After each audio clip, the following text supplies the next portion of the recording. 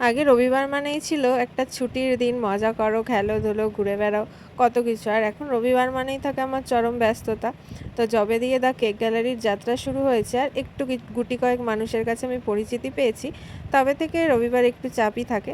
যদিও সেটা নিয়ে আমার কোনো আক্ষেপ নেই। কাজের মধ্যে থাকাই ভালো, আর আমি আমার কাজটাকে ভীষণ ভালোবাসি আর ভীষণ এনজয় করি, আর নতুন নতুন কাজ করতে আমার ভীষণ ভালো লাগে। বাই দ্য ওয়ে, আমি রানিতা মানকুণ্ডু থেকে আমি একটা ছোট্ট হোম বেকারি চালাই।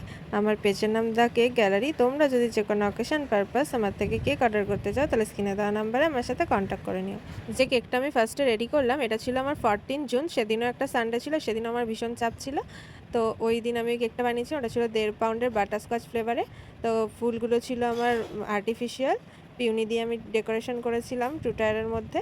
আর ওই কেকটা দেখেই এই কেকটা আমার অর্ডার ছিল, আমার রিপিটেড ক্লায়েন্টই অর্ডার করেছিল। এটা আমি কালকে বানিয়েছিলাম, কালকেও ছিল সানডে। তো এটা সিঙ্গেল টায়ার করে দিতে বলেছিল, ওটার মতো করেই। তো দেখো কোনটা তোমাদের বেশি ভালো লাগছে, কমেন্ট করে জানিও। ভালো লাগলে একটা লাইক করে দিও। গতকাল যেহেতু সানডে ছিল, ওই দিনও আমার বেশ কিছু অর্ডার ছিল। কয়েকটা টাপ কেক ছিল, মুস ছিল, আর সেলিব্রেশন কেকও ছিল।